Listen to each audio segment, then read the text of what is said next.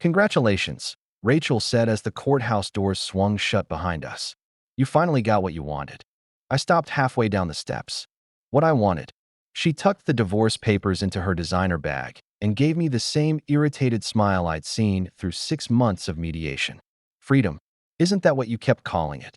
I called it ending something that had already ended. Rachel's mouth tightened. Whatever helps you sleep, Justin. Before I could answer, she stepped closer and lowered her voice. Just don't come crawling back when you realize being divorced at 29 isn't exactly attractive. That one almost made me laugh. Almost. Then a hand closed around my arm. Not hard, just firm enough to stop me from walking away. Good.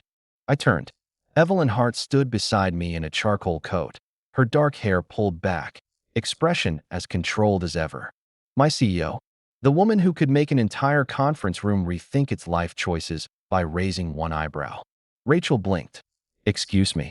Evelyn ignored her. Her attention stayed on me. Good, she repeated. Now I can chase you. For about 3 seconds, I genuinely thought the stress of divorce court had finally broken something in my head. You can what? Chase you. Rachel actually laughed. You're joking. Evelyn finally acknowledged her. I rarely joke before lunch. I pulled my arm free, mostly because several people were coming down the courthouse steps behind us, and I had no interest in becoming downtown Seattle's entertainment. Evelyn, I said quietly, why are you here? To see whether your hearing was finished. How did you even know it was today? I approve your executive team's leave requests. That doesn't explain why you came personally. No, her expression barely changed. It doesn't. Rachel folded her arms. This is unbelievable. I glanced at her. Rachel. No, actually, I'd love to hear this. She looked Evelyn up and down. Were you waiting for him? Yes. The answer came so fast that even I turned toward Evelyn again. Rachel's face changed. Not dramatically, but enough. When did this start? It hasn't, Evelyn said. You just told him you're going to chase him. I said now I can. Rachel looked at me. That look carried accusation, suspicion, and a question I suddenly wished she wouldn't ask. Was she waiting while we were still married? No. Evelyn answered before I could. Rachel scoffed. How noble. It wasn't nobility. Evelyn's voice stayed level. He was married. That made him unavailable. Something about how simply she said it cut through the tension. No dramatic declaration. No excuses. Just a boundary. Rachel turned to me. And you knew? Knew what? That she liked you. I didn't even know she tolerated me. Evelyn glanced at me. That was intentional. I rubbed a hand over my face.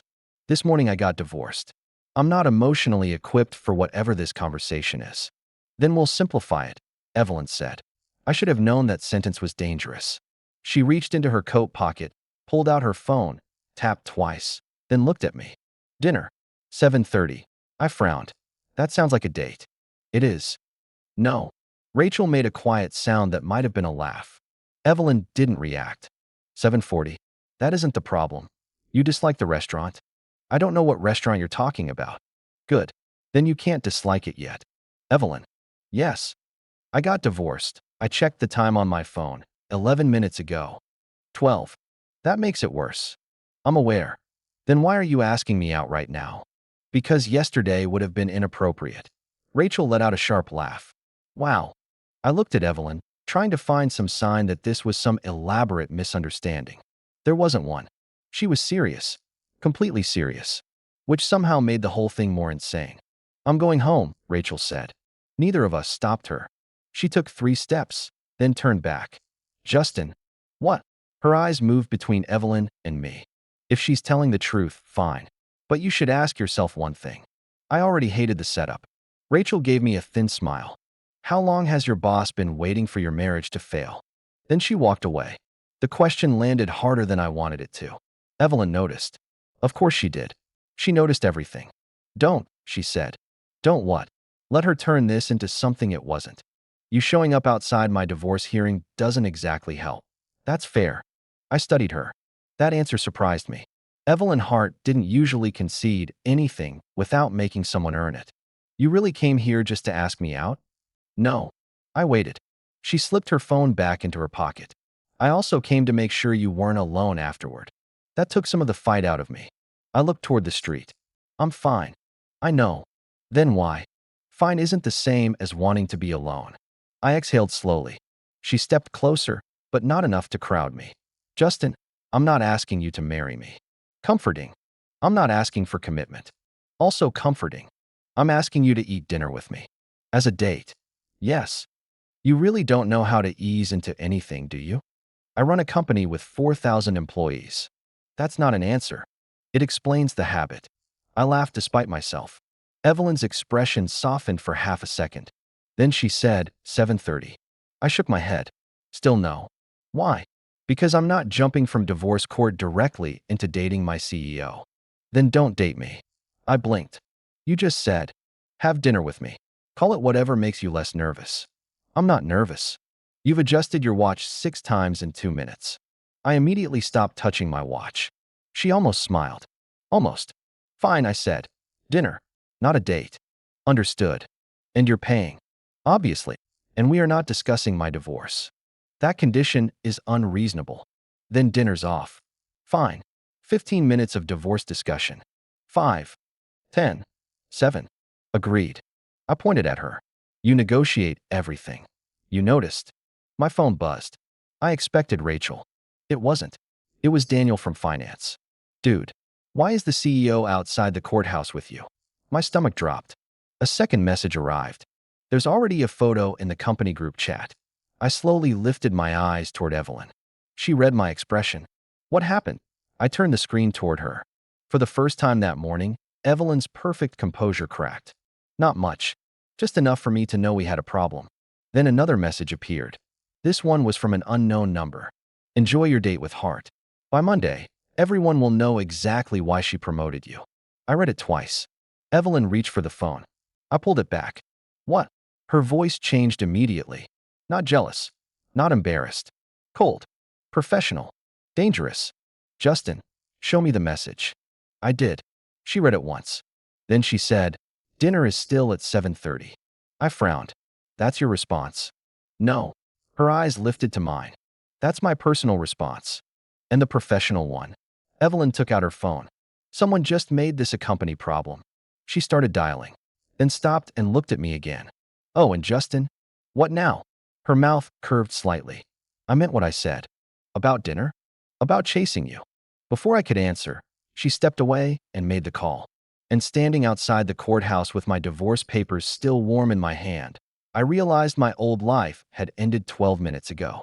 Apparently, my next problem hadn't even waited 15. At 7:28, I was still considering canceling. At 7:29, Evelyn texted me. I'm downstairs. I looked at the message, then at my apartment door. Of course she was early. I grabbed my jacket and headed down before she decided punctuality gave her legal authority to come upstairs. She was waiting beside a black sedan, still dressed like she'd walked straight out of a board meeting. You brought a driver? I asked. I brought a car. With a driver? Yes. That feels excessive for dinner. So does getting photographed outside a courthouse, apparently. I stopped. You saw the posts? I saw enough. She opened the rear door for me. I didn't move. Evelyn. Yes. If this is already turning into office gossip, maybe dinner is a bad idea. That would reward whoever sent the message. This isn't a boardroom fight. No, it's worse. How? Board members usually sign their names. That was annoyingly fair. I got into the car. She slid in beside me and immediately handed me a folded piece of paper. What's this? An agreement. I stared at her. You brought paperwork to dinner? It's not legal paperwork. That sentence shouldn't need to exist. I unfolded it. At the top, in clean black type, were 3 lines. Dinner rules. 1. Justin may leave at any time. 2. Evelyn will not discuss work unless Justin brings it up. 3. This dinner creates no obligation whatsoever. I looked over at her. You typed rules. You look like a man preparing for a hostage negotiation this afternoon. That's because you ambushed me 12 minutes after my divorce. 13. Stop correcting the number. Her mouth twitched. I folded the paper again. You forgot the 7-minute divorce limit. I remember. And this is still not a date. She faced forward. Call it whatever you want. The restaurant turned out to be a quiet Italian place in Queen and expensive enough to make me check the menu twice. You said you were paying. I reminded her. I am. Good. Because one pasta costs more than my first car payment. What did you drive? A 2009 Honda Civic. That explains nothing. It explains character. It explains poor suspension. I laughed. She looked satisfied with herself. That was another strange thing about Evelyn. At work, getting a smile out of her was like getting a confession from a federal witness. Tonight, she kept making dry comments just to see if I'd react. When the waiter left, I leaned back. Okay, 7 minutes. Her expression shifted. The humor didn't disappear, but it settled. Start whenever you want. I looked down at my water glass. Rachel and I were bad for each other long before we admitted it. Evelyn said nothing. I kept trying to fix things because I thought leaving meant failing. It doesn't. You're using one of my 7 minutes. That was 4 words. I shook my head. Eventually, everything became a scorecard. Money. Hours. Who apologized last? Who cared more? Then one day, I realized we weren't even fighting to stay married anymore. We were fighting to prove whose fault it was. Evelyn's fingers tightened slightly around her glass. That sounds exhausting. It was. Do you miss her? The question hit cleaner than I expected. I miss who we were before we started resenting each other. That isn't the same thing. No. Do you want her back? I met her eyes. No. Something in her shoulders eased. I noticed. You were worried about the answer. I was interested. That was not an interested reaction. She lifted her glass. You have 3 minutes left. I almost smiled. Fine. Your turn. My turn for what? How long? Her hand stopped halfway to the table. How long what? Don't do that. Do what? You're terrifyingly direct until the question is about you. She set down the glass. I leaned forward. How long have you liked me? Evelyn considered me for a moment. Long enough to know I shouldn't answer that tonight. That bad? That complicated? Rachel asked the same thing. I know. And you told her it never started. It didn't. That wasn't my question. No. So, the waiter returned with our food at exactly the wrong moment. Evelyn immediately thanked him. I waited until he left. You're not escaping that easily. I'm not escaping. You're eating. That is generally why people come to restaurants. Evelyn. She picked up her fork. 8 months. My hand stopped. 8 months. Yes. Rachel and I had only filed 6 months ago. I did the math anyway, like maybe numbers worked differently over pasta. You liked me while I was still married. Yes. That sounds slightly different from nothing started. Feelings aren't an affair, Justin. I didn't say they were. No, but you're thinking it. I leaned back. That anonymous message implied you promoted me because of this. And it was false. Was it? Her expression hardened. Yes. You put me on the Portland acquisition team 3 months ago. Because you found a forecasting error that 2 directors missed. You recommended me for senior strategy. Because your performance review ranked highest in your division. And none of that had anything to do with you liking me. Nothing. I studied her face. She didn't look offended. She looked angry that I had to ask. I never gave you anything you didn't earn, she said. In fact, I probably made things harder. That surprised me. What does that mean? I rejected your first promotion recommendation. I stared at her. You what? Daniel submitted your name 11 months ago. That was before I even knew the role opened. I sent it back. Why? Because I already knew I was attracted to you. That was not the answer I expected. So you hurt my career to protect yourself? No. I ordered an independent review. Then I approved you after 2 other executives confirmed the recommendation. That delayed it by 6 weeks. Yes. Why didn't you tell me? Because telling a married employee I delayed your promotion because I'm trying very hard not to want you seemed unprofessional. I rubbed my forehead. Okay, fair. She finally took a bite of her food. I pointed my fork at her. 8 months. Yes. And you never said anything. No. Never flirted. No. Never crossed a line. No. Then the second my divorce was finalized, you appeared outside the courthouse. She looked almost embarrassed. Almost. I may have overcorrected. I laughed so hard the couple at the next table glanced over. There she is. Who? The woman who realizes this is insane. I knew it was insane before I arrived. That somehow makes it worse. My phone buzzed on the table. The smile disappeared when I saw Rachel's name. I nearly ignored it. Then I read the preview. You need to call me. Someone from your company contacted me about you and Evelyn. I opened the message. A second one came through. They offered me money for information about your marriage. Evelyn noticed my face. What happened? I handed her the phone. She read both messages. Her jaw tightened. Marcus. You know that. I suspected. Marcus Hale? Board Marcus. Yes. Why would he care who you date? He doesn't. She pushed her plate away. He cares whether the board believes I compromised company governance. I lowered my voice. So this really can hurt you. It can become inconvenient. Evelyn. Fine. Yes. That changed everything. I picked up my phone. Then we stop. Her gaze snapped to me. We stop what? This. This dinner. You chasing me. Her face went completely controlled again. That somehow felt worse than anger. You're making a decision for me. I'm preventing a problem. You're becoming the problem. I frowned. That's not fair. No. What's unfair is deciding my career matters more to me than my own choices. I'm trying to protect you. I didn't ask you to. The words landed between us. I looked away. That exact sentence had ended more arguments in my marriage than I wanted to remember. Evelyn caught the change immediately. Her voice softened. Justin, I know. No, you don't. She leaned forward. I am not Rachel. I met her eyes again. I know that too. Then don't punish me for arguments you had with her. That one hurt because it was true. Before I could answer, her phone rang. She checked the screen and muttered something under her breath. What? Legal. She answered. Hart. I watched her expression shift as she listened. Then she stood. When? A beat. Send it to me now. She hung up. What happened? She looked down at me. The photo from the courthouse wasn't just posted internally. My stomach tightened. Where is it? A business gossip site. That fast. Apparently. What are they saying? Her phone buzzed. She read the headline, then handed it to me. Hart Dynamics CEO seen with recently divorced employee. Promotion questions emerge. I read it twice. Then once more. This is ridiculous. Yes. They're accusing you already? Yes. And me? Yes. I stood. Okay. Dinner's over. Evelyn grabbed her coat. For tonight. I looked at her. That sounded ominous. It was meant to. Outside, her driver opened the car door. I started toward it, then stopped. Evelyn. She turned. I meant what I said earlier. Maybe you really should stop chasing me until this blows over. She walked back toward me. Not angry. Not smiling. Just certain. No. I almost laughed. You're unbelievable. I waited 8 months without crossing one line. That's not the point. It is to me. She stepped closer.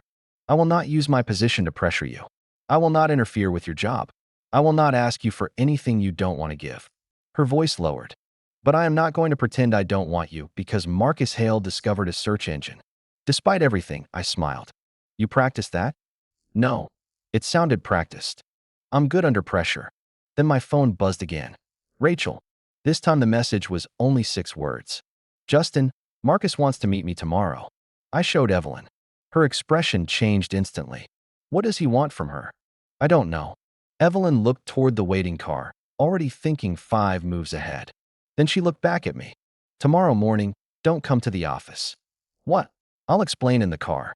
That sounds like an order. It is. You promised no work talk. Dinner is over. I sighed. There's the CEO.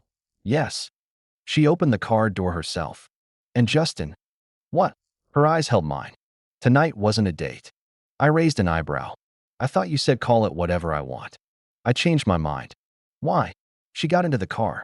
Because when I actually take you on one, I want you to know the difference. By 8:30 the next morning, half the company knew I had supposedly slept my way into a promotion I hadn't even received yet. By 8:40, someone had made a meme. Daniel sent it to me with the message. I hate people, but this is objectively funny. It was a photo of Evelyn outside the courthouse with the caption, "When your performance review gets very personal." I called him immediately. You're dead to me. He laughed. Good morning to you too. I'm serious. So am I. Also, don't come in. I sat up straighter on my couch. Evelyn told you. No. Security did. That wiped the irritation off my face. What do you mean security? There are reporters outside the main entrance. You're kidding. I wish. I stood and started pacing. Over one photo, one anonymous claim, and apparently 3 unnamed sources saying Hart has been favoring you for months. My stomach turned. 3. Could be one guy pretending to be 3. Marcus. That's everyone's guess. I looked toward the window. Rachel's meeting him today. Daniel stopped joking. How do you know? She told me. Why? I don't know. Well, find out before she gives him your childhood diary. Helpful. I try. Another call came through. Evelyn, I have to go. Try not to get promoted during the call. I hung up on him and answered. You ordered security to keep me home? Good morning, Justin. That isn't an answer. Yes. You can't lock me out of my own workplace. I didn't. Security told Daniel not to let me come in. I told security to redirect you to the west entrance if you insist on coming. That's slightly less insane. I'm improving. I grabbed my keys. Good. I'm coming in. No. You just said. I said if you insist. I insist. She exhaled through her nose. Fine. Underground garage. 10 minutes. You're sending a car? I already did. I checked out the window. A black SUV was parked across the street. You sent a car before calling me? Yes. That's creepy. It's efficient. You really need a hobby. I had one. I knew exactly what she meant. Don't say chasing me. I was going to say running. Liar. She hung up before I could hear whether she laughed. 30 minutes later, I stepped off the executive elevator and immediately understood why she hadn't wanted me there. People were trying very hard not to look at me, which meant everyone was looking at me. Daniel appeared from behind a glass wall, carrying 2 coffees. Welcome, corporate scandal. I took one. Tell me the situation is better than it looks. It is not. Great. We've got internal legal reviewing promotion records, communications, and reporting structures. Because of me? Because Marcus demanded an ethics review at 7:15. That made me stop. He moved that fast. He's been waiting for something. Before I could answer, the conference room door opened. Marcus Hale walked out. He was in his early 40s, polished in the way men become polished after spending years being told they're important. He saw me and smiled. Justin, I didn't return it. Marcus, difficult morning? Depends. You enjoying yours? Daniel quietly disappeared. Coward. Marcus adjusted one cuff. I understand this must feel personal. You contacted my ex-wife. His expression barely changed. That was enough. So it was you. I contact people when governance questions arise. She's not part of the company. She may have relevant information. About what? Whether your relationship with Evelyn influenced business decisions. There was no relationship. Then you have nothing to worry about. That sentence made me dislike him instantly. I stepped closer. You offered Rachel money? His smile faded slightly. I don't discuss investigative matters in hallways. Convenient. Justin. Evelyn's voice came from behind us. Marcus turned. She was standing near the conference room, tablet in one hand. If you have questions for my employee, she said, you go through legal. Marcus gave her a calm smile. Your employee? Something cold passed across her face. My employee. Like every other person whose work falls under this company. Of course. He walked away. I watched him go. That guy has the warmth of a parking ticket. Evelyn didn't smile. Conference room. Now. I followed her inside. The second the door closed, I said, Don't. Don't what? Treat me like I'm made of glass. I wasn't planning to. Good. I was planning to ask why you confronted a board member without counsel. That's worse. She set the tablet down. I'm serious. So am I. He contacted Rachel. I know. And you're just letting him? I can't legally stop him from speaking to your ex-wife. Then I can. No, you absolutely cannot. I folded my arms. This is exactly what I was worried about last night. And this is exactly why I told you not to come in. Because you wanted to handle it without me. Because I wanted to protect you from being turned into evidence. There it was again. Protect. I almost snapped back, then caught myself. She noticed. Thank you, she said. For what? For not making me pay for Rachel's mistakes. That sentence is getting annoying. Then stop almost doing it. I hated how good she was at this. She slid the tablet toward me. Read. It was an internal memo. My reassignment request. Approved. I frowned. What is this? You're moving off every project that reports directly to me. My chest tightened. You already decided? Yes. Without asking me. This protects your work from conflict of interest claims. It also makes it look like the claims are true. No. It shows we're responding professionally. It looks like I'm being punished. You're not. Then why am I the one being moved? She went quiet for half a second. Because she knew I had a point. I pushed the tablet back. No. Her eyebrows lifted. No. I want an independent review. We're already doing one. Of you. I want one of me too. Every promotion, bonus, project assignment. Justin, if I earn my job, I want that written down somewhere Marcus can choke on it. That almost got a smile. Almost. Fine. And until that review is done, I'm not taking another promotion. Her expression changed. That is unnecessary. It's necessary to me. Do not damage your career because someone else is lying. Then don't move me like I'm radioactive. We held eye contact. Finally, Evelyn leaned against the table. You are incredibly difficult when you're right. I'm writing that down. Don't. Her phone buzzed. She checked it, then immediately straightened. What? Rachel is downstairs. My stomach dropped. Here. Yes. Why? She asked to speak with both of us. That sounds terrible. It probably is. 5 minutes later, Rachel walked into the conference room carrying a manila envelope. She looked tired. Not dramatic. Not tearful. Just tired. Her eyes landed on me first. I didn't take his money. I nodded slowly. Okay. Evelyn gestured toward a chair. Sit. Rachel remained standing. Marcus wants me to say Justin told me he was getting promoted before the role officially opened. I frowned. I never said that. I know. She placed the envelope on the table. He also wanted screenshots. Of what? Evelyn asked. Messages from our marriage. My stomach tightened. Rachel looked at me. He thinks there's something in them that makes it look like you two were involved. There isn't. I know that too. That surprised me. Rachel slid the envelope toward Evelyn. I recorded the meeting. Evelyn's expression sharpened. You recorded Marcus Hale? Yes. In Washington? Yes. One-party consent. Evelyn picked up the envelope. What does he say? Rachel swallowed. He says if I help prove Justin benefited from your relationship, the board can remove you. I glanced at Evelyn. She stayed composed. Rachel wasn't finished. And he said once you're gone, Justin's position becomes negotiable. I felt my jaw tighten. So this isn't about ethics. No, Rachel said. It's about getting rid of her. Evelyn opened the envelope. Inside was a flash drive. Then Rachel added, there's something else. I already knew I wasn't going to like it. What? She looked directly at me. He knew details about our divorce that I never told him. My stomach sank. What details? The settlement amount. The argument about the condo. Even what you said during mediation. Evelyn's expression turned hard. That information should have been confidential. It was. Rachel nodded toward me. So either someone accessed legal records they shouldn't have. She stopped. Or. Rachel took a breath. Or someone close to Justin has been feeding Marcus information for months. I thought of Daniel. My team. HR. People I'd trusted. Before I could say anything, Evelyn's phone rang again. She checked the screen. Board legal. She answered. Heart. Her face changed as she listened. When? Another beat. No. Do not distribute it. She ended the call. I stepped toward her. What happened? She looked at me. Someone leaked an internal email. What email? One where I recommended you for the Portland acquisition team. I frowned. That proves nothing. The date does. My stomach turned. How bad? She handed me the phone. The email was dated 8 months ago. The exact month she'd admitted she started liking me.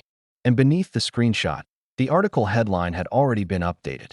CEO's private interest in employee may have coincided with career advancement. Rachel muttered, "Oh God."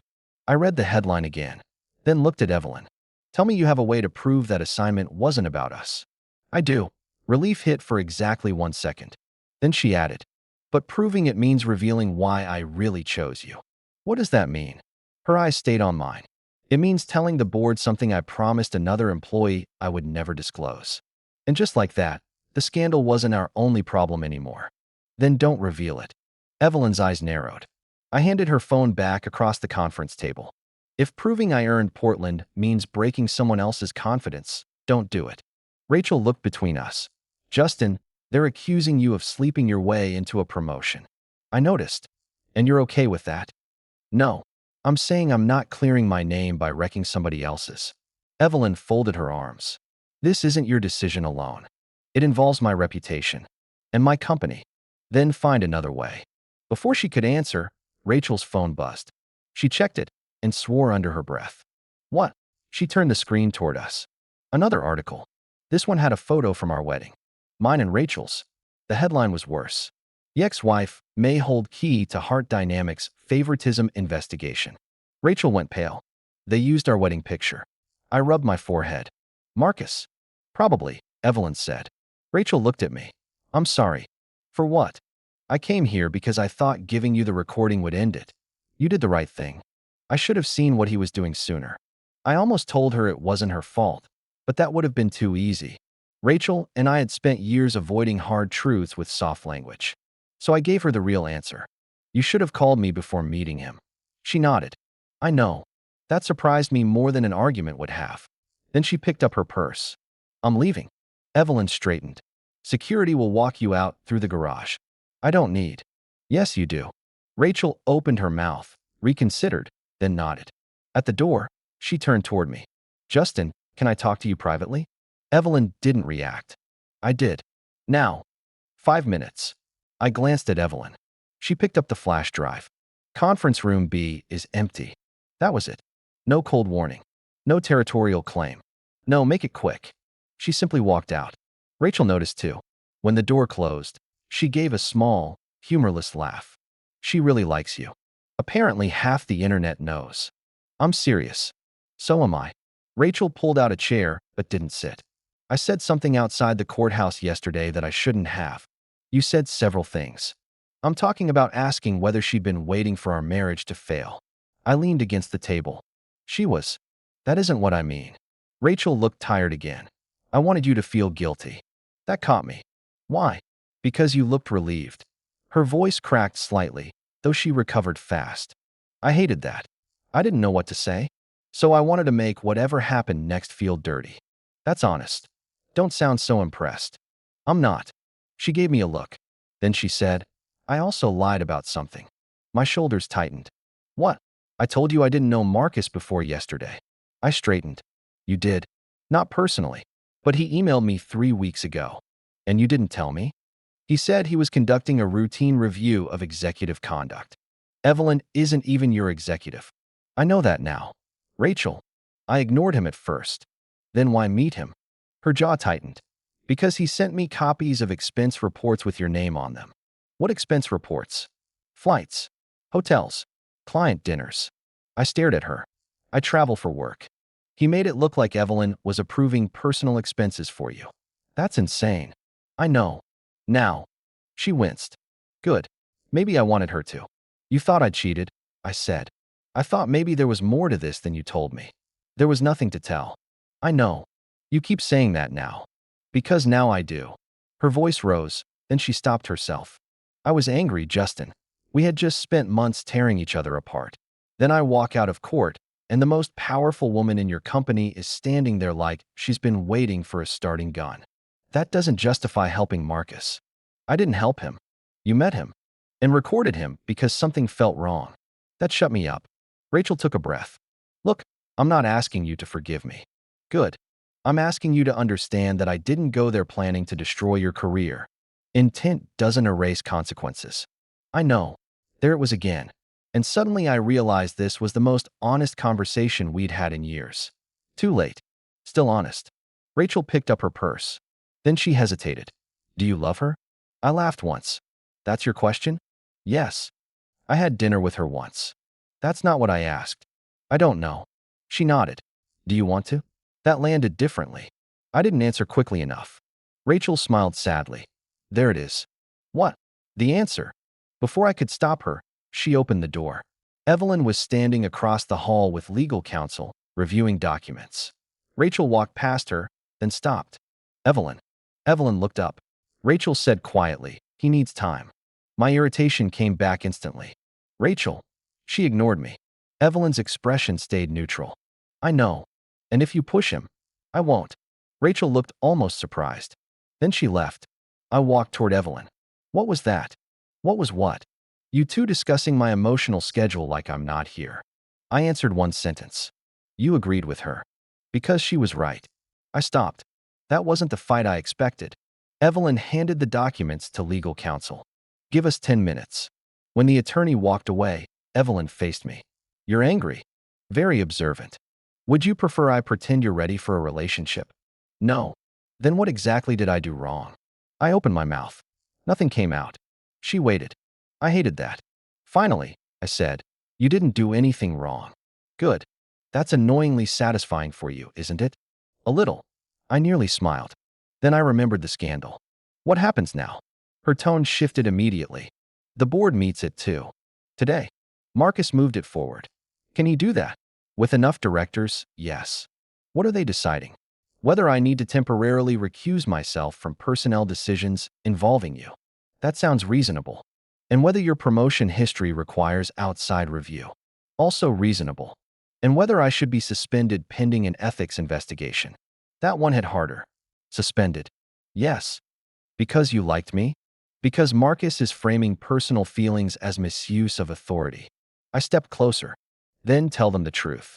I intend to. Without exposing whoever you promised to protect. That's harder. Try me. She studied me. Then looked toward the empty conference room. Come inside. Once the door closed, she pulled up a file on her tablet. A performance memo. My name was on it. So was Daniel's. I frowned. What am I looking at? The real reason you were assigned to Portland. I scrolled. At the bottom was a confidential note.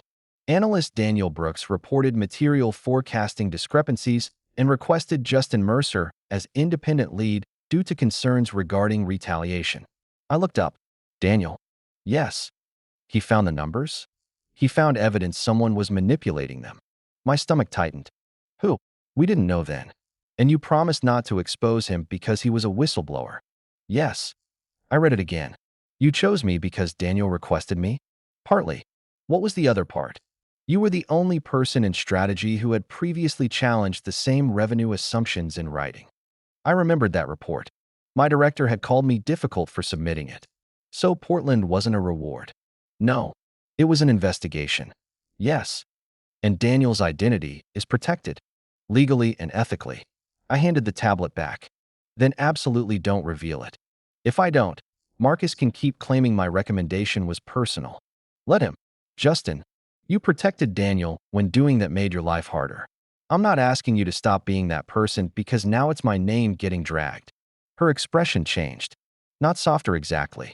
Less armored. You realize this could cost you your job. You realize revealing him could cost Daniel his. We could get consent. And if he says no? She didn't answer. Exactly. My phone buzzed. Daniel. I opened it. Can we talk? Urgent. Don't tell Hart I messaged. I glanced at Evelyn. What? Nothing. Her eyes narrowed. You're bad at lying. I'm newly divorced. Maybe I'm reinventing myself. Justin. The phone buzzed again. It's about Portland. And Marcus. My chest tightened. I slipped the phone into my pocket. I need 10 minutes. Where are you going? To talk to someone. Who? You just gave me a speech about protected sources. Her eyebrows rose. That was not a speech. It had sections. She almost smiled. Then she stepped aside. Fine. No order to stay. No demand for the name. That mattered more than I wanted it to. I headed toward the stairwell, where Daniel was waiting 2 floors down. The second I pushed through the door, he grabbed my sleeve. You need to get off the Portland issue. What? I'm serious. You're the whistleblower. His face changed. So she told you. She didn't give me a choice. Justin, listen to me. He lowered his voice. Marcus wasn't just covering up bad numbers. What was he covering? Daniel looked toward the stairwell door. Then back at me. Someone inside Hard Dynamics has been moving money through fake consulting contracts for over a year. My stomach dropped. How much? Millions. And you think Marcus is involved? I know he is. Then why haven't you told Evelyn? Because I found out last night that he knows I was the one who flagged Portland. That chilled me. How? I don't know. Daniel pulled out his phone. There's more. He showed me a message from an unknown number. Stop helping Mercer, or your wife learns why you really took the Denver transfer. I frowned. What does that mean? Daniel locked the screen. It means Marcus has something on me. What? He looked away. I can't tell you. Daniel. I said I can't. I stepped closer. You dragged me into Portland because you trusted me. I did. Then trust me now. He shook his head. This isn't about you anymore. That ship sailed when someone tried to destroy my career. The stairwell door opened above us. Footsteps. Daniel went pale. Go. What? Justin, go. A man in a dark suit appeared on the landing. one of Marcus's assistants. He stopped when he saw us, then smiled. Daniel, Justin. Neither of us answered. He lifted his phone. Mr. Hale was hoping to speak with both of you. Daniel muttered, damn it. The assistant looked directly at me. And Justin. What? Rachel is back downstairs. My stomach tightened. Why? His smile widened slightly. She says she wants to correct her statement. I looked at Daniel, then back at him. What statement? The answer came from behind the assistant. Rachel's voice. The one Marcus is about to release. She stepped into view, white-faced and furious. Then she held up a signed document. My name was printed across the first page, and beneath it was a sentence that made my blood run cold. Justin Mercer admitted his relationship with Evelyn Hart began before his divorce was finalized. That's fake. Rachel shoved the document into my hands. I know. I scanned the first page again anyway. My name. Evelyn's name. A summary of supposed testimony I had never given. Daniel leaned over my shoulder. Where did this come from? Rachel pointed toward Marcus's assistant. Him. The assistant raised both hands. I delivered a document. That's all. You told me it was a draft statement for review, Rachel snapped. Then I found out Marcus already sent copies to 2 board members. My jaw tightened. At the bottom of the page was a signature. Mine. Almost. The shape was close enough to fool someone who had only seen my name on internal forms. Daniel swore quietly. They forged your signature. The assistant's smile disappeared. You should be careful making accusations. I handed the document back to Rachel. No.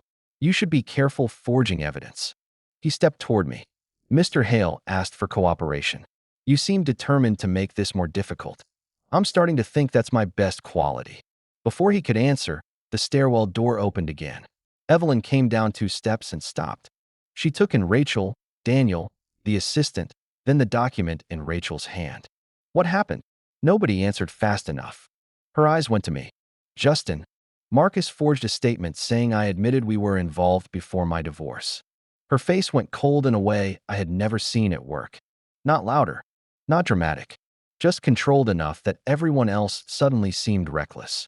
Give it to me. Rachel handed her the document.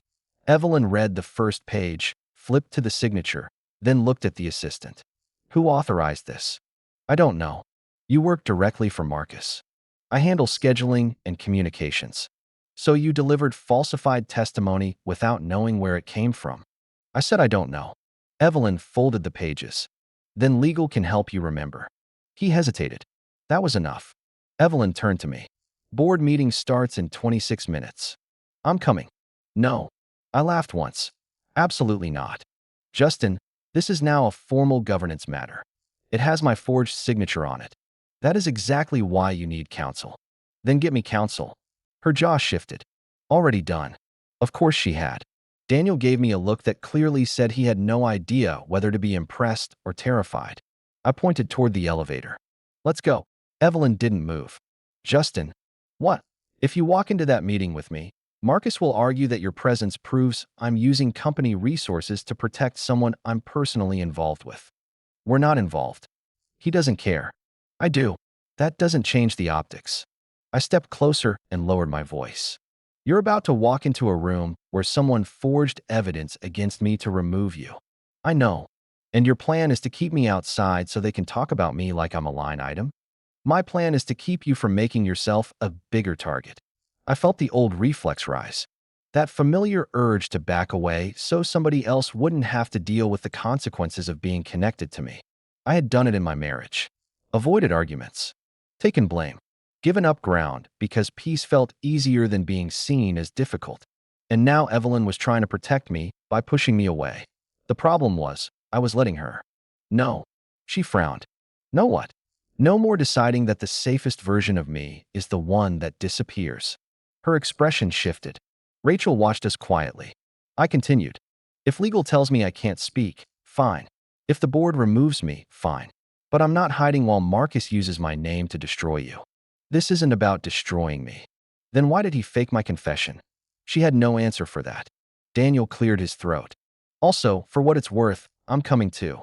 Evelyn turned. No. He sighed. See? She does that. Daniel, you protected me for almost a year. Marcus knows I was the Portland source anyway. Keeping me hidden doesn't help anymore. Her attention sharpened. How do you know he knows? Daniel hesitated. I answered for him. He threatened him. Evelyn's head snapped toward me. What? Daniel pulled out his phone. You might as well see it. She read the message. Her face changed. Why didn't you tell me? Because I was trying to confirm how much he knew. You received a threat involving your family, and you had a divorce scandal exploding on your desk. That was not more important. Daniel gave a humorless laugh. You say that like you sleep. Daniel. Fine. Rachel folded her arms. I'm going too. All three of us turned toward her. She raised her chin. My name is attached to the statement Marcus is circulating. You don't work here, Evelyn said. No, but he used me to create evidence. If he wants to claim I confirmed it, I want to be there when he lies. Evelyn looked at the four of us like she had somehow become responsible for the world's least disciplined legal team. Then her phone buzzed. She checked the message. Meeting moved up. How long? I asked. 8 minutes. Daniel muttered. That feels healthy. We headed upstairs. By the time we reached the executive floor, outside counsel was already waiting. Her name was Naomi Reed, and she looked at me like she had spent the last 20 minutes reading every mistake I had ever made. Justin Mercer? That depends. It shouldn't. Then yes. She handed me a folder. Do not speak unless I tell you. That's going to be difficult. I gathered. Evelyn almost smiled. Naomi noticed. That immediately annoyed me. Don't start, I said. I said nothing. You had a face. You're learning. Naomi stepped between us. Whatever this is, stop doing it for the next hour. Daniel coughed to hide a laugh. The boardroom doors opened. Marcus was already inside. So were 7 directors. He looked surprised when he saw Rachel. Then Daniel. Then me. Finally Evelyn. Well, he said, this is quite a delegation. Evelyn took her seat. You forged a statement. No greeting. No delay. Marcus leaned back. I have no idea what you're referring to. Rachel dropped the document in front of him. This. He glanced at it. That was never presented as final. My signature is on it, I said. Naomi lightly kicked my shoe under the table. Right. Don't talk. Marcus looked at me. A digital signature. That I didn't give. Naomi cut in. My client disputes the document in full. We've already requested server logs, access history, and preservation of all communications relating to its creation. One director leaned forward. Marcus, did your office create this? My team prepared summaries based on information provided during our inquiry. Rachel laughed. I never said any of that. Marcus turned toward her. You said you suspected an inappropriate relationship. I said I suspected one before I met you. Then I learned I was wrong. A few directors exchanged glances. Marcus's face stayed calm. Your interpretation changed after speaking with Mr. Mercer. No. Rachel leaned forward. It changed when you offered me money. That shifted the room. Marcus's expression finally cracked. I offered compensation for documented time spent assisting an internal investigation. You offered me $25,000. One director said sharply, you did what? Marcus turned. That is being mischaracterized. Daniel spoke next. So is this. He placed his phone on the table. The threat message was open. Evelyn turned toward him. You didn't have to. Yes, Daniel said. I did. Marcus looked at the screen. I've never seen that message. Daniel nodded. Of course not. Then he pulled out a second device. A company tablet. My Portland files were accessed last night by an executive credential. Marcus's confidence slipped another inch. Whose? Daniel tapped the screen. Yours. The room changed. Not dramatically. Just enough. Marcus leaned forward. That credential could have been spoofed. Maybe, Daniel said. That's why I checked the building security logs. Evelyn looked at him. When? 3 this morning. You were here at 3? I told you. Nobody sleeps. He slid over another report. Marcus entered the building at 2:41 a.m. His credential accessed my protected whistleblower file at 2:53. One director turned toward Marcus. Explain that. Marcus stood. This is absurd. I'm being ambushed by employees who have obvious personal loyalties to heart. There it is, I said. Naomi kicked me again. Harder. Marcus pointed at me. This man has a personal relationship with the CEO. No, I said. He smiled. You expect us to believe she appeared outside your courthouse by coincidence. I expect you to understand the difference between liking someone and breaking policy. Evelyn said my name quietly. I ignored her. Because suddenly I was tired of everyone else defining what had happened. Yes, Evelyn likes me. Several directors shifted. Yes, she asked me to dinner after my divorce was finalized. Marcus smiled wider. I kept going. And before that, she never touched my marriage, never asked me for anything, never gave me a promotion I didn't earn. I pushed my chair back and stood. If you want to investigate me, do it. Every email, every review, every assignment. Naomi whispered, Justin. One more sentence. No. 2. She closed her eyes. I faced the board. But if you remove her because she had feelings she never acted on, while ignoring forged statements, threats, and unauthorized access to whistleblower files, then this was never an ethics investigation. Marcus's face hardened. I finished. It was a coup. Nobody spoke for a moment. Then the oldest director at the table closed the folder in front of him. Mr. Hale, step outside. Marcus laughed. You cannot be serious. Now. He looked at Evelyn. You planned this. She finally responded. No. Her voice was calm. If I had planned it, I would have done it better. Daniel muttered. That was cold. Marcus walked out. The doors closed behind him. One of the directors turned to Evelyn. Until we verify these allegations, Marcus is suspended from board activity. Evelyn nodded once. And the review involving Justin? It continues. I expected that. Then he added, so does the review of you. Evelyn's jaw tightened. Understood. The meeting ended 20 minutes later. Outside the boardroom, everyone split off with legal. I was halfway toward the elevator when Evelyn caught up. Justin. I turned. She stopped a few feet away. You should not have done that. Which part? The part where you publicly defended me while under investigation. You're welcome. I'm serious. So am I. You may have made your own situation worse. Probably. And you knew that. Yes. Her frustration faded into something else. Why? I thought about Rachel. About 6 years of slowly becoming someone who always chose the least disruptive option. Then I thought about Evelyn standing outside a courthouse because she had waited until she was allowed to want something. Because you've spent the last 2 days standing in front of every problem aimed at me. I shrugged. It was my turn. Her eyes softened. Then she stepped closer. Too close for the office. Not touching. Just enough to make me aware that neither of us had forgotten dinner. Justin. Yeah. If we weren't surrounded by lawyers right now, I would kiss you. My pulse jumped. That's a very specific threat. It wasn't a threat. I almost moved closer.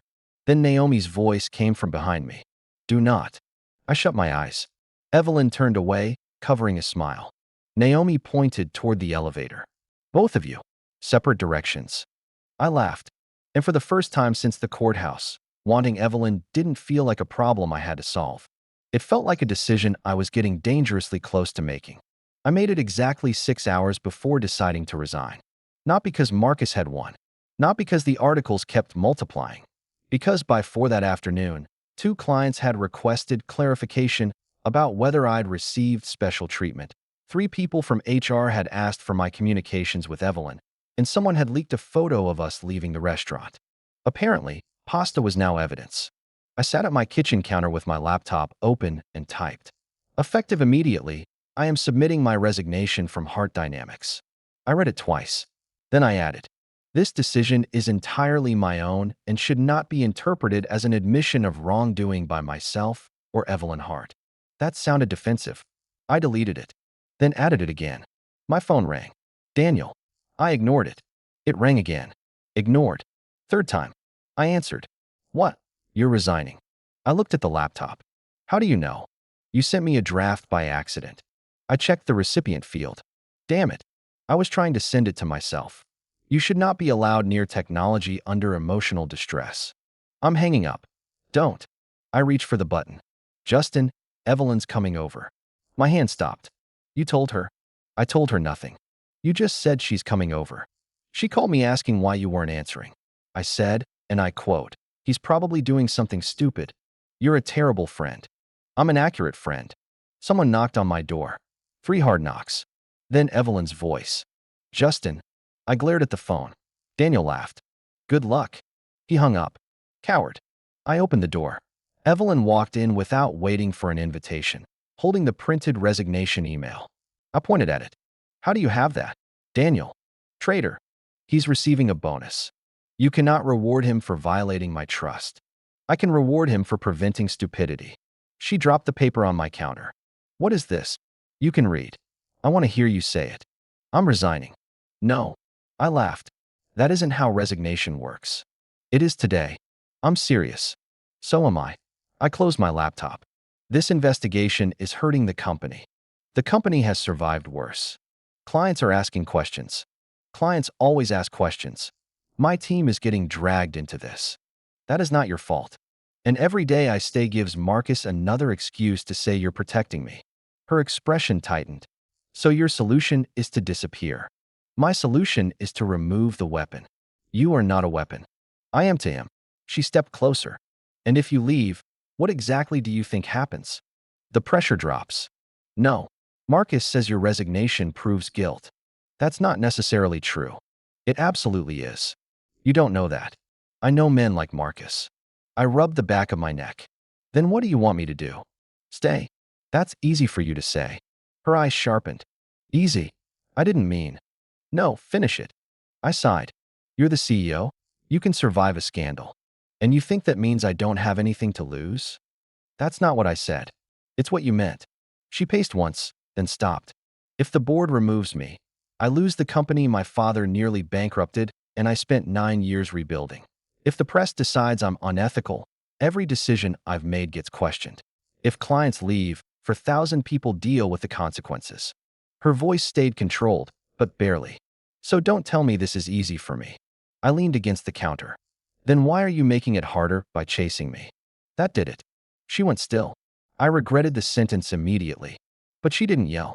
She just asked, is that what you think I'm doing? I think if you'd never said anything outside the courthouse, Marcus wouldn't have had this opening. Probably. The answer hit harder than denial. She nodded once. You're right. I looked at her. What? I should have been more careful. That's not what I meant. It is what you said. She picked up the resignation letter. And if you want to blame me for making your life harder, you're allowed. I don't blame you. Then stop acting like being wanted by me is something you need to clean up. That landed clean. I looked away. She lowered the paper. Justin, you keep trying to make yourself smaller every time someone else is uncomfortable. That's not true. It is. You've known me personally for about 48 hours. I've known you professionally for 3 years. That's different. Not as different as you think. She leaned against the opposite side of the counter. When your director took credit for your pricing model, you said nothing until Daniel forced you to document it. I frowned. How do you know that? I read the review. When the Denver team blamed you for a missed deadline caused by procurement, you accepted the written warning. That was complicated. When Rachel asked you to give up your share of the condo because she wanted a clean break, you did it. My head snapped toward her. How do you know that? She immediately regretted it. That was in one of the leaked mediation notes. I laughed without humor. So now everybody knows everything. I'm sorry. Great. I walked toward the window. She didn't follow. That mattered. After a moment, she said, I'm not asking you to stay for me. I looked back. Then why are you here? Because leaving when you genuinely want to leave is one thing. She held up the resignation letter. Leaving because you think everyone else's lives will improve without you is another. I didn't answer. Because the sentence hit too close. Evelyn set the letter down. Then she took a breath. There's something else you should know. What? I lied. I frowned. About what? The 8 months. My stomach tightened. How long? She looked almost uncomfortable. 11. I blinked. 11 months? Yes. That's before Rachel and I filed. I know. You told me 8. Because 8 was when I admitted it to myself. I folded my arms. And before that, I told myself I respected your work. That sounds normal. I memorized your coffee order. Less normal. I knew which days you had marriage counseling because you always left at 5:20 instead of 7. I stared at her. That's slightly creepy. I know. Anything else? She hesitated. That answer can only make this worse. You want honesty. I do. She exhaled. I once moved an executive review meeting because you had a presentation at the same time. My eyebrows went up. You moved a board meeting to watch me present? An executive review. That correction does not help. I know. Despite myself, I laughed. She smiled briefly. Then it disappeared. But I never crossed the line. I know. I never wanted your marriage to fail. I know. I never hoped Rachel would hurt you. I know. Her voice lowered. I just knew that if you ever became free, I wouldn't lie anymore. That shut me up. The apartment suddenly felt too small. I stepped toward her. So that courthouse thing was 11 months of restraint collapsing in about 6 seconds. That explains a lot. I'm aware. We were standing close now. Too close for pretending. She didn't touch me. Didn't reach. Didn't make the decision for me. And somehow that made it harder. If I kiss you, I said, this gets more complicated. Yes. If I don't, it's still complicated. Yes. That's irritating. I've been told. I moved another inch closer. Her eyes dropped briefly to my mouth. Then my phone rang. I swore. Evelyn closed her eyes. Whoever that is, I hate them. I checked the screen. Daniel. Of course. I answered. This better involve fire. It involves federal investigators. My entire body went alert. What? Remember the fake consulting contracts? Evelyn's expression changed immediately. I put the phone on speaker. Daniel continued. I traced 2 payments to a shell company in Nevada. Guess who signed the authorization? Marcus. No. Evelyn frowned. Who? Daniel hesitated. Then said, Evelyn's CFO. Patrick Sloan. She went pale. Patrick had been with Heart Dynamics longer than she had. Her father's former right hand. One of the few executives she openly trusted. Daniel continued. And Patrick just emptied his office. When Evelyn demanded, 20 minutes ago, she grabbed her phone. Security. Already called them. Did they stop him? No. Why? Daniel's voice dropped. Because someone disabled his access alert. Evelyn looked at me. I knew before she said it. Patrick has admin control over executive security. Daniel sighed. And there's more. I rubbed my forehead. There's always more. He left a file on the internal server. What file? It's named Heart Contingency. Evelyn's face lost all color. I stepped closer. What does that mean? She didn't answer Daniel. She answered me. My father used that phrase. For what? For plans to remove a CEO without board approval. I looked toward the resignation letter on the counter, then back at Evelyn. Suddenly my career problem seemed very small. She reached for her coat. I have to go. I'm coming. No. I gave her a look. She stopped. Then, despite everything, she almost smiled. Right? Apparently that doesn't work on you anymore. Nope. I grabbed my jacket. She glanced at the resignation letter. What about that? I picked it up, tore it in half, then dropped it in the trash. I'm done disappearing. Her eyes stayed on me for 1 second too long. Good. We headed for the door. Just before I opened it, she caught my wrist. Not to stop me, just enough to make me turn. When this is over, she said quietly, I'm finishing what we almost started. My pulse jumped. I smiled. That sounded like a threat. This time, her fingers loosened. It was.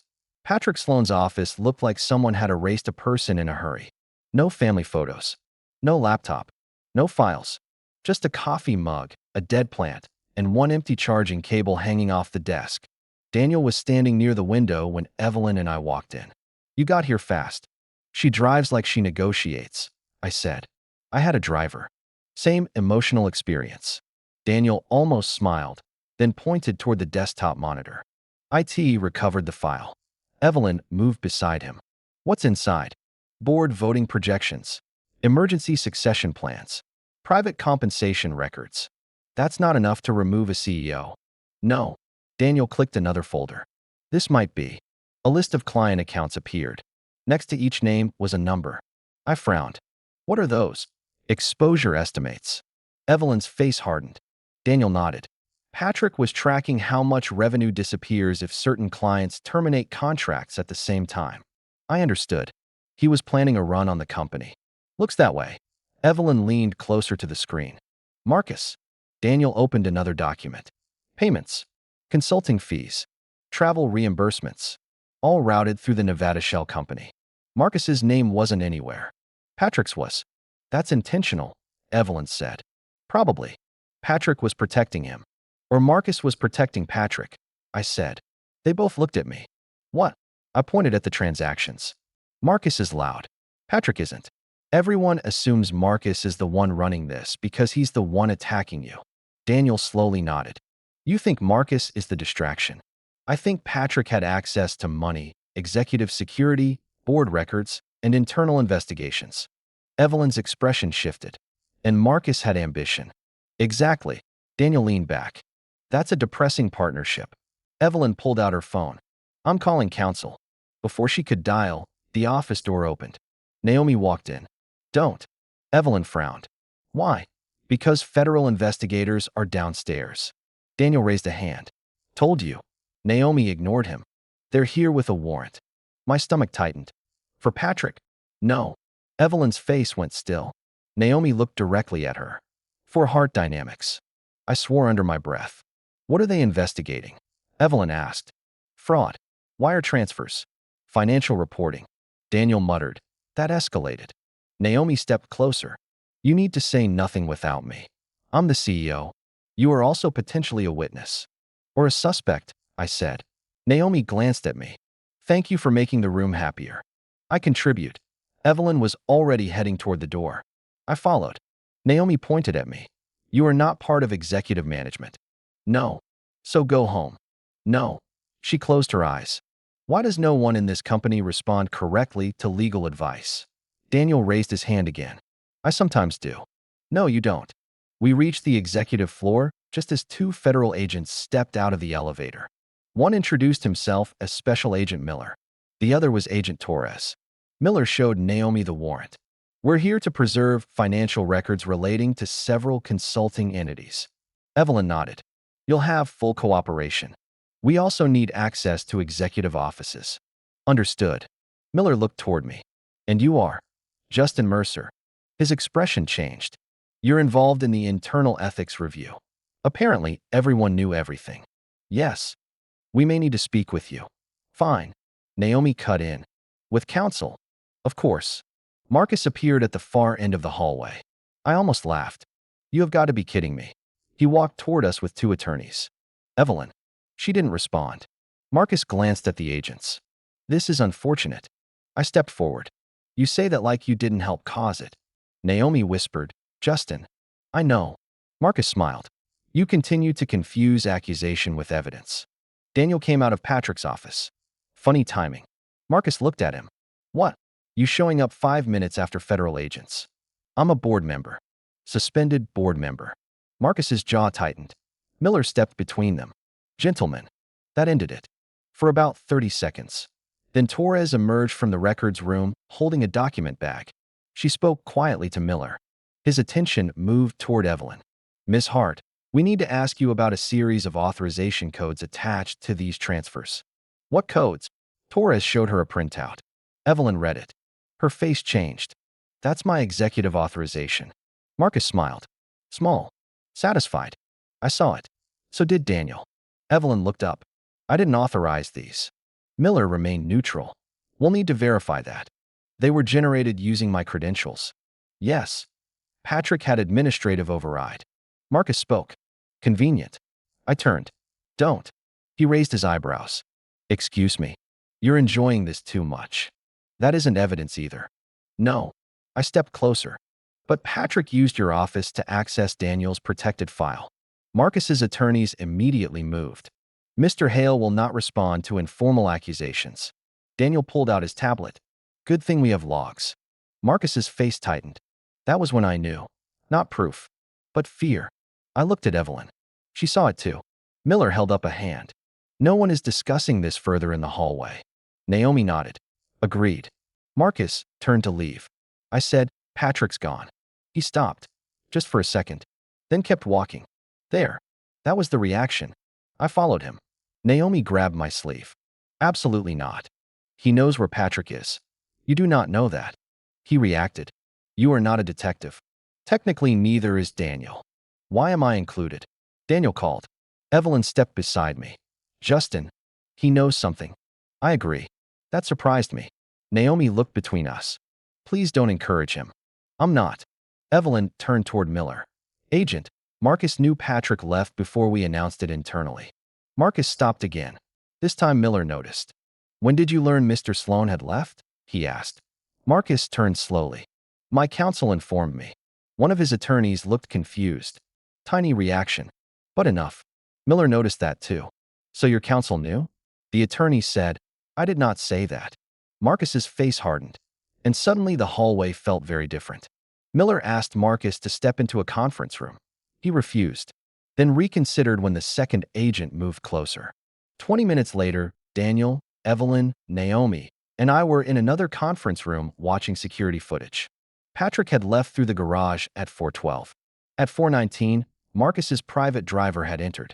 At 4:23, the same car exited. I pointed at the screen. Tell me that's not coincidence. Naomi said, it's not proof he was in the car. Daniel clicked another angle. The rear door opened. Patrick got in. Naomi leaned back. Well, Evelyn exhaled. There it is. Miller came in. We're locating the vehicle now. Evelyn nodded. Thank you. He looked at her. We still need to verify the authorization codes. I understand. When he left, she sat down. Really sat. Not CEO posture. Not controlled. Just tired. I moved beside her. You okay? No. At least she didn't lie. Daniel quietly left with Naomi. I stayed. Evelyn rubbed both hands over her face. If those codes hold, this gets ugly. We'll prove they were stolen. And if we can't, we will. You don't know that. No. I sat across from her. But I know you. She gave me a tired look.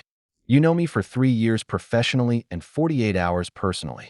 Apparently that was enough for you to rearrange executive meetings. That will haunt me forever. Correct. She laughed once. Then her expression softened. Justin. Yeah. If this ends badly, I need you to do something. I already hated where this was going. What? Protect your career. No. You didn't even hear the rest. I know the genre. This isn't romantic. Good, because it sounded terrible. She leaned forward. If I'm suspended, resigning, investigated, whatever happens, do not tie yourself to me publicly. I laughed. Her face hardened. I'm serious. So am I. This can ruin you. You know what already ruined me once. She stopped, spending years choosing whatever kept everyone else comfortable. I held her gaze. I'm not doing that again. Her voice dropped. You may regret standing beside me. Maybe. And you're okay with that? No. I smiled slightly. I'm just finally okay with making my own mistakes. She looked at me for a long moment. Then her hand moved across the table. Palm up. No grabbing. No demand. Just an offer. I placed my hand in hers. Her fingers closed around mine. My phone buzzed. Daniel. I checked it. They found Marcus's car. Patrick wasn't in it. But they found his laptop. Another message came immediately. And Justin, there's a video file on it with your name. I showed Evelyn. Her fingers tightened around mine. What video? Daniel sent one final message. Recorded 11 months ago. Your first meeting alone with Evelyn. I looked at her. She went pale. I remembered that meeting. My performance review. Closed door. 30 minutes. Nothing inappropriate. But if someone had recorded us without our knowledge, why would Patrick have that? Evelyn released my hand and stood. I don't know. Then Daniel sent a screenshot from the file. A grainy image of Evelyn sitting across from me. Under it was a timestamp and an audio label. Hart/Mercer, leverage. My stomach dropped. Whatever Patrick had planned, it hadn't started with the divorce. It had started almost a year ago. Play it. Naomi looked at me. No. It has my name on it. It may also be evidence. Daniel stood beside the conference room screen with Patrick's recovered laptop connected through an isolated system. Federal agents copied the drive already, he said. They cleared this version for internal review. Naomi still looked unhappy. Evelyn stood at the end of the table, arms folded tightly. Play it. Daniel clicked the file. The recording began with static. Then my voice. 11 months earlier. I still think the Portland assumptions are inflated. On screen, I was sitting across from Evelyn in her office. She sounded exactly like I remembered. Your director disagrees. Then he's wrong. Present day, Daniel smiled. You really have always been difficult. Focus. The old recording continued. Evelyn asked, if I put you on the acquisition team, will you challenge those numbers publicly? Yes. Even if your director pushes back? Yes. Even if I do. I remembered my answer before it came. Especially if you do. Daniel glanced at Evelyn. That's probably when she fell in love. Evelyn didn't even look at him. Daniel. Sorry. Then the recording changed. The meeting ended. I stood and left the frame. But the camera kept running. Evelyn remained behind her desk. 30 seconds later, Patrick entered. My chest tightened. He sounded casual. You like him? Evelyn's younger voice answered immediately. He's good at his job. That wasn't what I said. Then ask a professional question. Patrick laughed. You know he's married. I'm aware. So nothing happens. Nothing is happening. And if he becomes single? There was a long gap. Then Evelyn said, that is none of your business. Patrick lowered his voice. It becomes my business if your judgment changes. It won't. How can you be sure? Because if I ever want something from him personally, I will make certain he owes me nothing professionally. The recording ended. Nobody spoke for a moment. Then Daniel whispered, well. I turned toward Evelyn.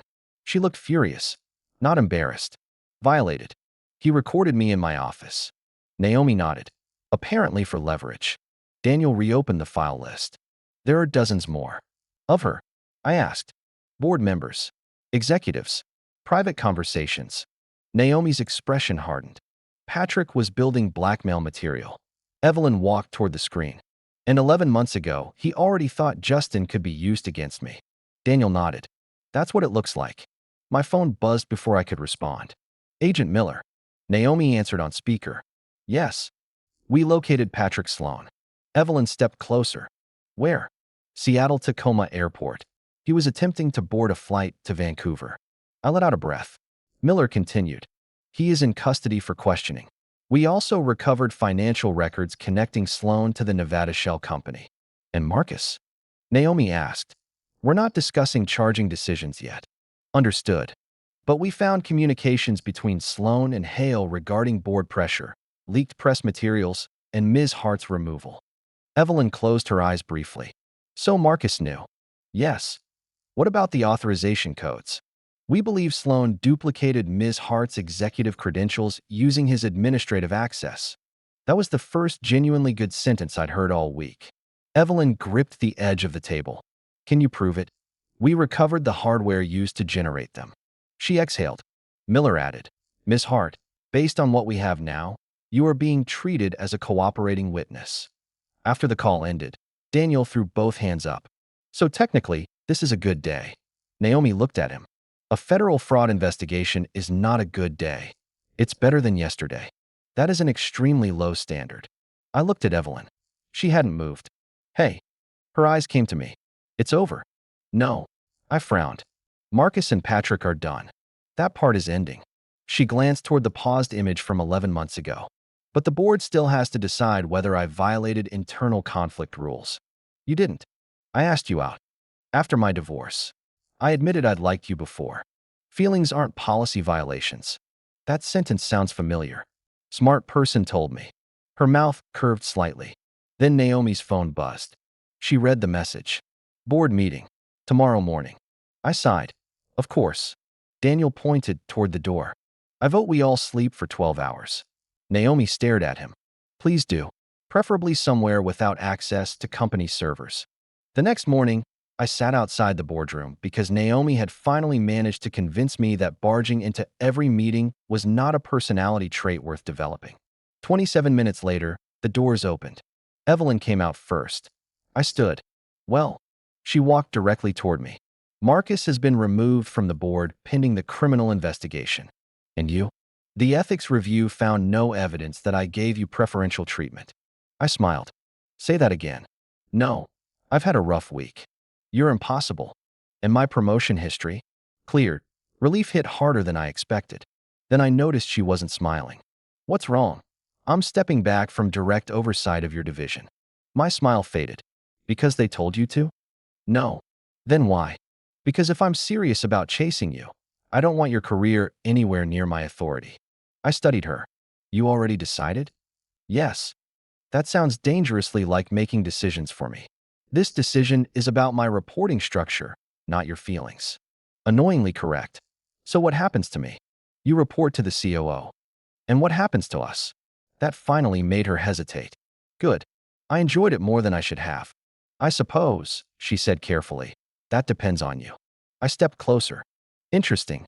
Justin, you were very confident outside the courthouse. I had prepared that sentence. I laughed.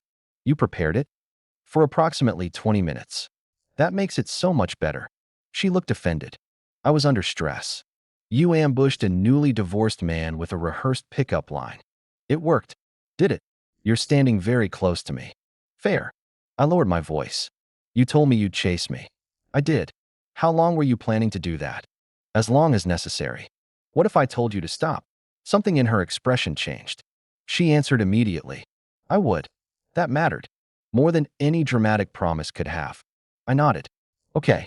Her eyebrows pulled together. Okay, what? Stop chasing me. The hurt flashed across her face before she could hide it. She took one step back. Understood. Then I caught her hand. She looked down at our fingers. Then back at me. I'm not finished. That was cruel. A little. Justin. I pulled 2 tickets from my jacket pocket. She stared at them. Dinner reservations? Friday, 7:30. Recognition hit. The same time. The first one was apparently not a date. It wasn't. So I figured we should have an actual one. Her expression softened. You're asking me out? Yes. Voluntarily. Don't ruin it. I'm confirming. I smiled. You chased me from a courthouse to a federal investigation. I think you've done enough. She took the tickets. And now I chase you back. That got a real smile. No CEO mask. No careful restraint. Just Evelyn. She stepped closer. Is this the part where Naomi tells us not to kiss? I glanced down the hallway. No lawyers. Security cameras. You survived one secret recording scandal. That is not romantic. I'm newly divorced. My standards are recovering. She laughed. Then I kissed her. Not because she cornered me. Not because she saved me. Not because I owed her anything.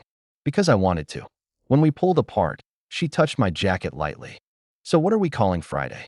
A date. No disclaimers? No rules. That seems reckless.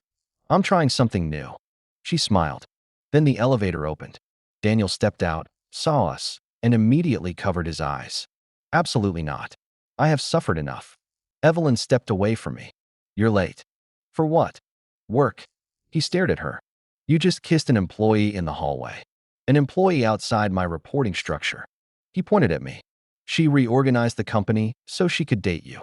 I heard that, Evelyn said. Daniel backed toward the elevator. And I support love. The doors closed on him. I laughed. Evelyn shook her head. Then she reached for my hand. A week earlier, I'd walked out of a courthouse believing the best thing about being divorced was that nobody got to decide my life anymore. I'd been right. I just hadn't understood the second half. Freedom wasn't about keeping everyone out. It was about choosing who got in. I squeezed Evelyn's hand. Friday, 7:30. She nodded. I'll be there at 7:20. Of course you will. And Justin? Yeah. Her familiar, almost smile appeared. Good. I already knew what was coming. Don't. Now I can let you chase me.